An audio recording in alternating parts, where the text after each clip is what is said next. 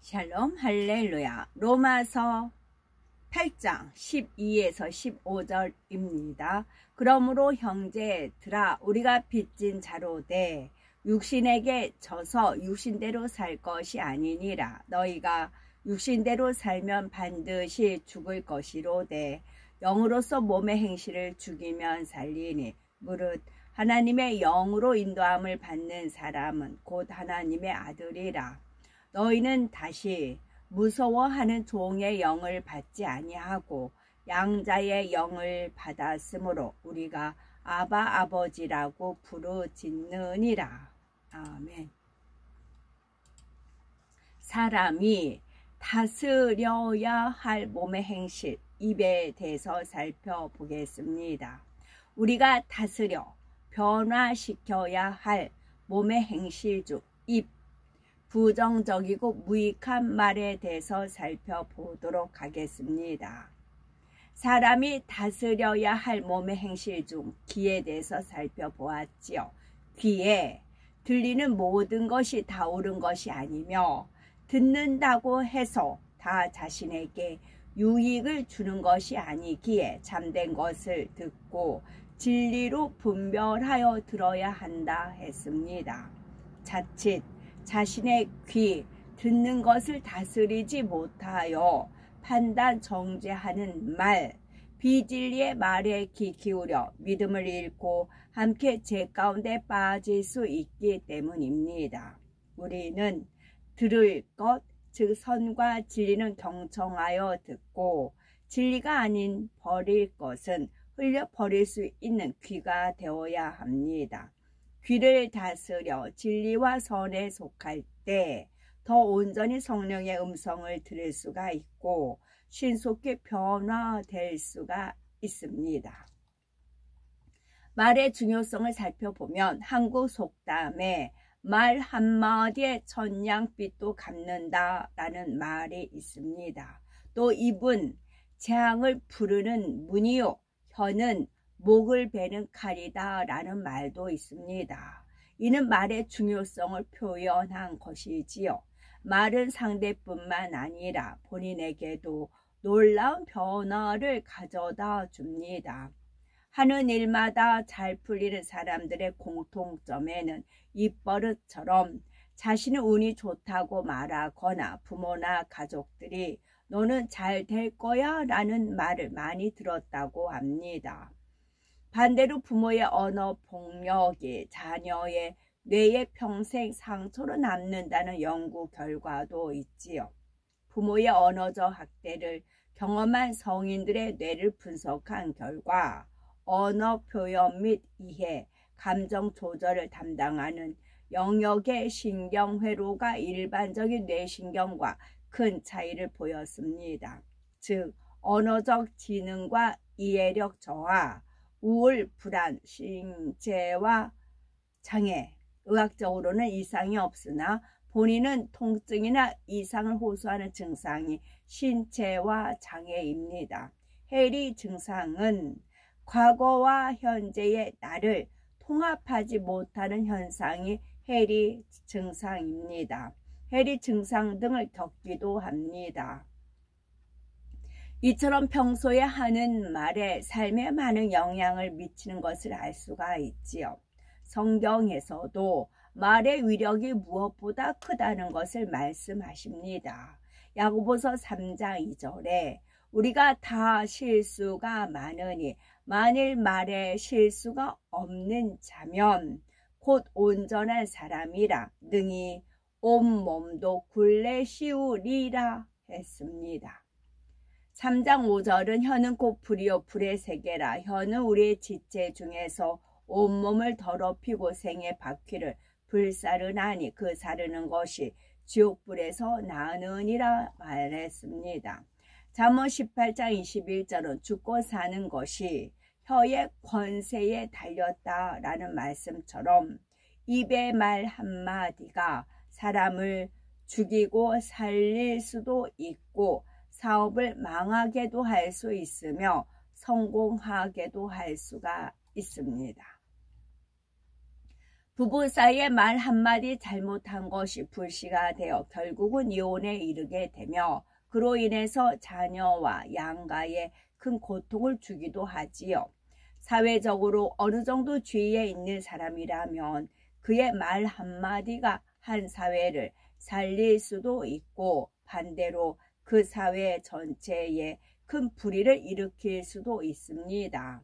마치 불을 잘 사용하면 크게 이롭지만 잘못 사용하면 화재를 일으켜 막대한 피해를 내는 것과도 같이 말의 위력이 이렇게 대단하다는 것입니다. 발등에 불이 떨어져야 그런 말이 있죠. 발등에 아무리 게으른 사람이라도 발등에 불이 떨어지면 아 뜨거워 하면서 일어날 거 아니에요. 심상에 뒹굴뒹굴 하더라도 발등에 불이 떨어져야 그런 표현이 있습니다. 이 말이 이제 저가 이제 지층에 사니까 겨울에 이제 좀 추니까 창문에 스트로프 하여튼 몇 겹을 비닐로드 몇 겹을 씌우고 해요. 그래야 이제 유지가 돼요. 창문이 꽤 이제 하나, 둘, 셋, 네 개인데 이제 그렇게 합니다. 그러면 작업하려면 굉장히 오래 걸려요. 그래가지고 아주 더워서 후적지근할 때야 발등에 불이 떨어져야 그때 움직여서 이제 뜯고 이제 여름걸 커튼으로 갈고 이제 창틀에 또 이렇게 더러운 것이 있으니까 낙수로 이제 다 닦고 한단 말이죠. 일단 손이 닿으면은 이제 이렇게 돼요. 제가 이제 업이 그거였기 때문에 남의 집 일을 했기 때문에. 근데 그거는 그만큼 시간이 들이기 때문에 날 잡아서 해요. 벼르고 있어야 돼요. 그래서 창문이 하나 했다가 그 다음에 이제 했다가 그렇게 해야 됩니다. 또 저는 이 땅에서 사는 시간이 너무 귀하기 때문에 이런 쓸데없는 거, 저는 쓸데없는 누가 와서 보고 그런 거 아니기 때문에 더 이제 생산적인 것에 시간을 투자를 하려고 하거든요. 근데 딱 걸렸어요. 이제 3층의 주인 할아버지는 그 남자분들은 좀 마음이 넉넉하잖아요. 근데 그 이제 사모님은 연세가 이제 여든 되는데 쓸고 닦고 한다고 했잖아요. 집에 항상 뭘 갖다 드리려고 올라가면 늘 쓸고 닦고 하세요. 막 저기 가스레인지도 막 쓸고 닦고 하시고 막 티끌 안에 먼지 하나 없어요. 일평생을 그렇게 사신 것 같아요. 그러니까 꼬장꼬장해요. 인상도 막 싸놨고 항상 인상 찌푸리고 그래서 그 할머니한테만 안 걸려야지 하고 있었어요. 그리고 이제 그러니까 이제 아주 좀 더울 때 전부 싹 가려서 이제 일종의 대청소 해야지 하고 나를 벼르잖아요. 저 같은 경우는 그랬거든요. 그랬는데 잠깐 이제 방문을 이렇게 현관문을 안 열어놓다가 주님께서 이제 열어놓고 환풍 좀 시키자 이제 그러셔서 네 그러죠 하고 열어놨어요. 그리고 이제 주방에서 이제 저희가 이제 환풍기가 고장이 나서 제가 왜 이렇게 구질구질한 얘기를 하냐면 구질구질하게 사는 것을 너무 부끄럽게 여기지 말라고. 저보다 못한 사람들이 있잖아요. 이게 상대적인 거거든요. 그러니까 잘 사는 사람들 바라보면 기가 죽어요. 그러나 주님도 몸 둘 곳이 없이 사셨잖아요. 이제 이제 환풍기가 고장이 나서 뭘 끓이면 이게 이제 눅눅하고 그래요. 그래서 뭘 끓이냐고 이제 문을 열어놨어요. 근데 그 사이에 주인 할머니가 오신 거예요. 주인 할머니가 오셨어요. 오시니까 이제 막 자기네 막 반들반들 하는데 저는 막 꽃도 여기저기 꽃도 있지 뭐 있지 난장판이에요. 난장판. 돼지울가는 저리 가라죠. 난장판이에요.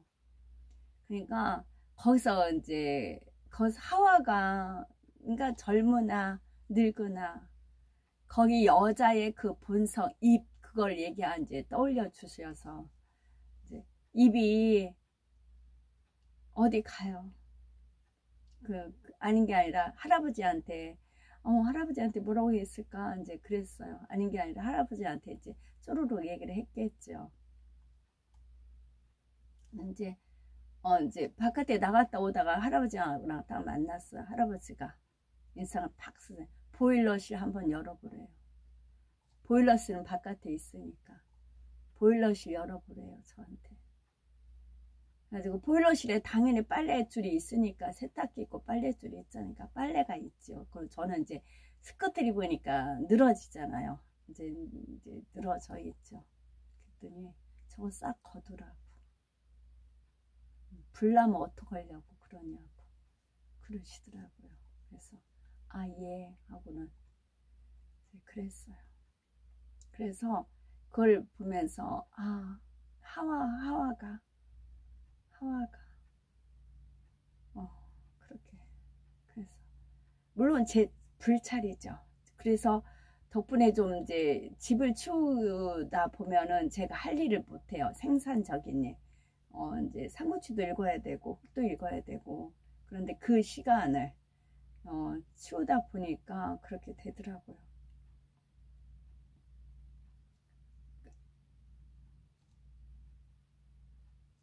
그게 말이 그래서 이게 상대적인 거거든요. 저보다 더 어수선하게 사는 사람은 그냥 넘어가는데 이게 반들반들 막 흐트러진 거 못 보고 하는 분들은 굉장히 제가 이제 흠이 돼버려요.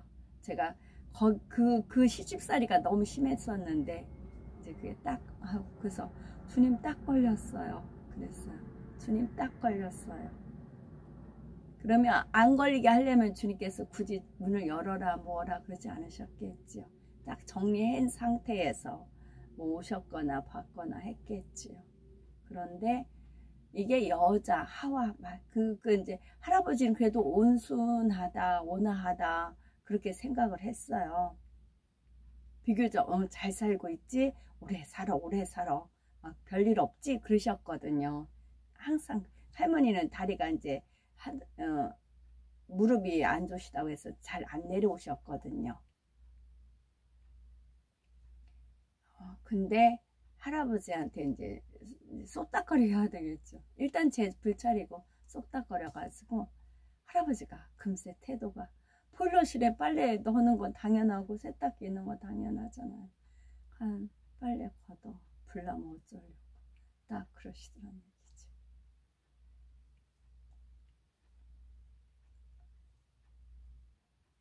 이어서 주님을 배짱 튕겨 다 이유가 연유가 있겠지요. 어떤 일이 있으시려고 또 그랬겠지요. 그래서 아니면 이제 원래 그 할머니가 그러게 했지만 좀 사람이 뭐하면 일단 제 잘못이니까 자, 특별히 신앙인으로서 더더욱 주의해야 할 것이 있습니다. 바로 성령을 회방하고 거역하는 말이지요. 이는 이 세상뿐만 아니라 오는 내세에도 결단코 죄사함이 없다 하셨기 때문입니다. 마태복음 12장 30에서 32절에 그러므로 내가 너에게 이르노니 사람의 모든 죄와 회방은 사하심을 얻되 성령을 회방하는 것은 사하심을 얻지 못하겠고 또 누구든지 말로 인자를 거역하면 사하심을 얻되 누구든지 말로 성령을 거역하면 이 세상과 오는 세상에도 사하심을 얻지 못하리라. 아니 여기서 이제 잠깐 그 어수선한 거 이제 그런 걸 떠올리면서 이제 이거 읽던 중에 주님이 딱 갇혀 있고 모든 게 다 갇혀 있고 정리 막 하고 사람 사서 이렇게 집안 청소하고 반들반들하고 다 했어요. 뭔 재미? 뭔 재미? 제가 그런 데서 일해보고 또 살아보고 이제 했잖아요. 근데 하나 재미가 없어요. 뭔 재미? 이제 저는 여기서 이제 어선은 해도 뭐 옷 만들어 음식 만들고 뭐하고 뭐 이제 남을 테다가 이제 저장하고 또 이제 저희 주방에 어수선한 게 뭐냐면 그거 알려드릴게요. 돈나물 있잖아요. 돌나무 그것이 꽃이 피어도 그 이제 원래 뿌리채까지 캐다가 이제 액기스를 돌나무 청을 만든대요. 매실청같이 설탕을 1:1로 넣어가지고 그렇게 만든대요. 근데 저쪽 평택에 어느 이제 노는 밭이 있었는데 거기에 돈나물이 이렇게 전부 있는 걸 늦게서 발견했어요. 이미 꽃이 막 피기 시작했을 때 무렵에 발견을 했어요. 이제 거기는 이제 노는 땅이 많아요. 미군 부대 있고 이제 그러기 때문에 이제 차가 또 이제 거긴 안 다니고 노는 이제 땅이었어요. 그래가지고 너무 아까워서 이제 돈나무를 많이 채취를 했어요. 그러니까 막 저기 커다란 통으로 이제 3통이 나왔어요. 3통이 나와서 이거를 어느 정도 이제 그늘진 데서 이제 설탕을 녹여 주어서 이제 그러면 담았어도 한 일주일 되니까 반으로 줄더라고요. 그러면 합체하려고 옮기지 못하고 그냥 주방에 있어요. 그러니까 이제 어수선하죠. 어수선합니다. 그러나 실속이 있는 거지요. 그래서 저는 티짓거리가 주로 그걸로 삐딱 뭐든지 이렇게 반듯하게 못하고 삐딱하게 하고 그런 걸로 티집을 잡혀요. 두드러지게. 또 반듯반듯한 사람은 저가 이제 그게 티집 잡기 아주 좋아요. 눈에 딱 보이는 거기 때문에 티집 잡기가 좋아요. 반면에 저는 사람 깔끔하고 어수선하고 그런 거 티집 안 잡아요. 그런 것이 저는 제가 어수선하니까 제가 그러니까 그런 것을 이해하고 납득하고 받아들이지 티집 그거 가지고 티집은 안 잡아요. 대신에 이렇게 마음에서 이렇게 죄악이 비질리막 그런 것이 눈에 거슬리면 이제 그런 걸 가지고 변화됐으면 하는 그런 것은 있지요. 그게 진짜인 걸 아니까. 그래서 막 집안 반달반달하고 막 이렇게 하다 보면 정말 그래서 전에 그 얘기는 우리 입이 나의 생명을 보존하게 그 얘기를 하거든. 전에 다녔던 교회 이제 원장님이라고 하거든요. 그 원장님은 집안 살림하기를 반찬 만들고 그런 걸 좋아했는데 하나님께서 그런 일은 사람을 시키고 너는 기도와 이제 기도원을 하는 걸로 이제 해라고 말씀이 나갔대요. 그래서 그게 늘 불만이었대요. 그래서 자기는 본인은 살림만 했으면 좋겠는데 오히려 이제 영혼들 기도해주고 기도하고 막 그런 걸 전념을 해라. 영적인 일을 전념을 해라. 그런 명이 내려져서 그 삶을 사는 그런 케이스가 있어요. 하나님께서도 저를 막 살림에 지쳐가지고 막 쓸고 닦고 하고 막 허덕이고 하는 게 아니고 그런데 시간 보내지 말고 영적인 일 더 이제 도움이 되고 교훈이 되고 그런 거를 이제 남겨서 기록해서 한 사람이라도 더 듣고 기운 차리고 힘있게 방향 제시를 제대로 받아서 세루살렘을 침략에 들어갈 수 있는 그런 자료를 잡고 이제 내놓기를 원하시는 것이지요. 그래서 지금은 영적인 일에 더 투자를 하셔야 됩니다. 그러니까 습관이라는 게 있기 때문에 막 어수선하면 나 어수선한 거 아무것도 못해 막 그러잖아요. 장단점이 있죠. 우리의 입이 나의 생명을 보존하게도 잃게도 하며 가족이나 단체, 후손에게도 영향을 준다는 것을 기억해야 합니다. 그러므로 항상 조심하여 자신뿐만이 아니라 상대에게도 어려움이 아닌 유익을 주고 살리는 말을 해야겠습니다. 말에는 자신뿐만이 아니라 상대를 힘들게 만드는 부정적이고 무익한 말과 모두를 살리는 긍정적이고 유익한 말이 있습니다. 우리가 말에 실수가 없는 온전한 자가 되기 위해 버려야 할 무익한 말에는 동문서답, 농담, 유행어, 비속어, 욕설 등이 있지요. 거짓말의 유형을 살펴보면 첫째는 행하지 않는 것을 행했다거나 행한 것을 하지 않았다라는 것입니다. 둘째는 말을 전할 때 더하거나 빼는 것. 또 셋째는 자기 생각에 맞춰 상대의 마음을 헤아려서 판단, 정죄하며 비판하는 것입니다. 이제는 많은 분들이 말에 이렇게 이제 습관적으로 말을 막 부풀려서, 저도 그렇게 어떤 음식 다 먹었네 있는데 다 먹었네, 저도 그렇게 표현을 하거든요. 이제 많은 분들이 이제 이렇게 다 먹었네 하다가 아니, 일단 그렇게 습관이 나오니까 다 먹었네, 아니 내가 좋아하는 건 없네, 이제 그런 식으로 말을 이제 바꾸는 그런 절제력들이 많이 임하셨더라고요. 몇 분 이제 말씀을 듣다 보니까 그런 게 딱 나오더라고요. 얼른 조절을 하시더라고요. 캐치를 한다는 거죠.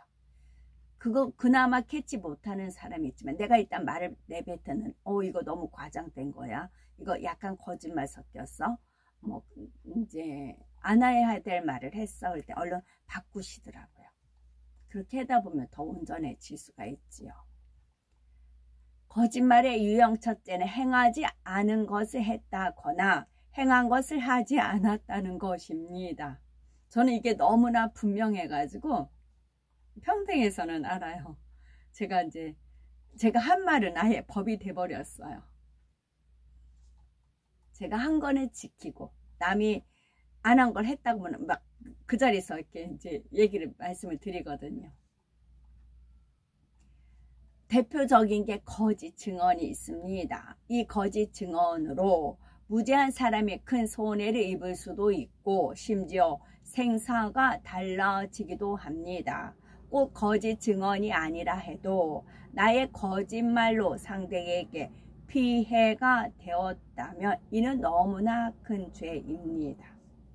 상대가 싫거나 기분이 나빠서 하지 않은 일에 대해 거짓말을 퍼뜨려 공경에 빠뜨린 일이 있습니다. 당장 자신에게 해가 오지 않는 것 같아도 선악간에 심판하시는 하나님은 다 알고 계시며 심판대 앞에서는 그 거짓이 드러나게 됩니다. 저는 거의 하나님 만나기 전 37세 이전에는 남이 거짓말한 것에 속아서 공경에 많이 빠뜨리는 주로 그런 삶이었어요. 어떤 사람이 거짓말하는데 저는 그게 거짓말인 줄 알고 저는 진짜 믿어요. 그래서 그 믿다 보니까 공경에 거의 많이 빠뜨려졌어요. 많이. 나중에 다 그들이 거짓말한 거였더라고요. 거짓말한 것도 이제 하나님께서 37세 영이 떠서 저 삶을 다 파헤쳤을 때 그때 알려주셨어요. 그게 다 거짓말이었더라고요. 나를 위하는 덕 하는 건데 그게 다 거짓말이었더라고요. 그걸 아버지 하나님께서 다 이렇게 분석해서 알려주셨어요. 저는 그 거짓말에 속아서 인생을 망친 그런 케이스였었어요. 근데 저는 남을 대놓고 이렇게 해코지하려고 거짓말하거나 할 수도 있었겠지만 아주 고의성은 드물죠. 무엇보다 그 거짓으로, 그러니까 원수마귀 사단이 그 거짓으로 인해서 자신에게 많은 어려움과 문제가 오는데도 깨닫지 못하여 계속 고통을 당하는 경우도 많습니다. 우리는 작게나 크게 자신에게 불리한 상황을 모면하기 위해 자신의 유익을 위해 하는 어떤 거짓말도 없어야겠습니다. 거룩하신 하나님의 자녀들은 명백한 거짓말뿐 아니라 일상생활 속에서의 사소한 거짓말도 다 버려야겠지요. 둘째는 말을 전할 때 더하거나 빼는 것입니다. 자신의 생각과 느낌으로 말을 더하거나 빼기도 하고 과장하거나 축소하여 엉뚱하게 말하는 경우입니다. 예를 들어 내가 좋아하는 반찬이 조금 남아있는 것을 보고 다 먹어버렸다 하거나 하나도 안 남았네 라고 말하기도 합니다. 또는 모임 중에서 겨우 두세 사람과 대화하고는 모두가 다 그렇게 말하더라 라고 전하는 사람도 있습니다. 자기의 유익이나 의견을 강하게 주장하기 위해 과장하는 것이죠. 말을 전할 때는 더더욱 주의해야 합니다. 말투, 목소리의 크기, 표정에 따라 내용이 달라질 수가 있기 때문입니다. 자칫 오해하고 기분 나빠질 수 있는 말을 전함으로 사람 사이를 멀어지게 만들 수도 있습니다. 좋은 의도로 전하여도 듣는 사람 편에서 마음이 상하여 이간질하는 결과가 될 수도 있습니다. 그러니 이 말이 전할 말인가 아닌가부터 생각해 보아야지요. 일부러 거짓말하고자 하는 것은 아니지만 허위 보고함으로 결과적으로 거짓말이 되기도 합니다. 예를 들어서 모임의 인원을 물었을 때 미리 파악하지 않았으면서 몇 명입니다 라고 대답을 합니다. 이런 경우 진실한 대답이라면 정확히는 알지 못하지만 대략 몇 명쯤 될 것 같습니다 라고 대답하고 확인 후에 정확한 답을 한다면 진실한 사람이 될 수가 있습니다. 그 마음에 거짓이 있고 자신이 알고 있는 것처럼 보이고자 하는 마음이 있으니 잘못 보고하는 것입니다. 여기에 틀린 보고를 한 것을 알아도 정정하지 않고 넘어가는 것도 봅니다. 그러나 마음이 진리로 채워진 사람은 아무리 사소한 것이라도 더하거나 빼서 전달하지 않습니다. 알고 있는 그대로만 말하지 생각과 느낌을 더해서 사실인 것처럼 말하지 않습니다. 셋째는 자기 생각에 맞추어 마음을 헤아려서 판단, 정죄하며 비판하는 것입니다. 남의 표정이나 행동을 보고 말을 들을 때 자신의 느낌과 생각에 맞춰 상대의 의도를 판단하는 경우가 많습니다. 눈치가 빠르고 아무리 가까운 사이라 해도 상대의 마음을 다 헤아리기는 어렵습니다. 자신의 판단으로 사실이 아닌 말을 전한다면 이 또한 거짓말이 되는 것입니다. 예를 들어서 윗사람이 부하 직원을 지적하고 야단을 칩니다. 지나가다 이것을 보고는 상사가 저 직원을 싫어하나 보다 판단하고 말을 만들어내는 사람도 있습니다. 판단과 거짓말이 비방으로 발전하고 이를 듣는 사람도 함께 판단하며 선입견을 갖는 경우가 많습니다. 상대의 중심을 알지 못하면서 저 사람은 교만하다, 성격이 나쁘다, 나를 미워한다 등 판단하여 비방하는 일들이 얼마나 많은지요. 판단 정죄는 수근수근 비방으로 이어지기가 쉽습니다.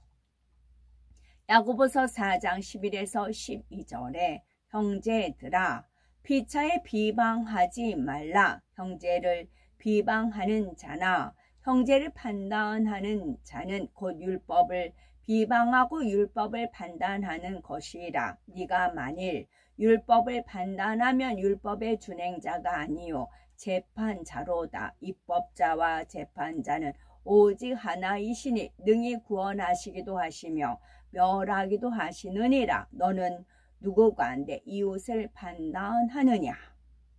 마태복음 7장 1, 2절은 비판을 받지 아니하려거든 비판하지 말라. 너희의 비판하는 그 비판으로 너희가 비판을 받을 것이요 너희의 헤아리는 그 헤아림으로 너희가 헤아림을 받을 것이니라. 하나님께서는 판단, 정죄, 비방에 대해서 엄히 말씀하십니다. 우리의 말은 죄를 짓는 입이 아니라 선을 쫓는 입술이 되어야 합니다. 잠언 17장 9절에 허물을 덮어주는 자는 사랑을 구하는 자요 그것을 거듭 말하는 자는 친한 벗을 이간하는 자니라 하신 말씀처럼 수군거리고 판단 정죄하는 비방하는 말이 아니라 칭찬하고 용기를 주는 아름다운 입이 되어야겠습니다. 판단에 대해서 더 생각해 볼 것은 사람이 결단코 하나님의 말씀을 판단해서는 안 된다는 것입니다. 형제를 판단하는 말도 큰 죄인데 하나님을 내 생각에 맞춰 헤아려 판단 정죄하는 것은 비교할 수 없는 큰 죄입니다. 특별히 시험 환난이나 어려움이 왔을 때 하나님께 대해서 불평, 원망하지는 않았는지 찾아서 회개해야 합니다. 그래야 문제가 해결이 됩니다.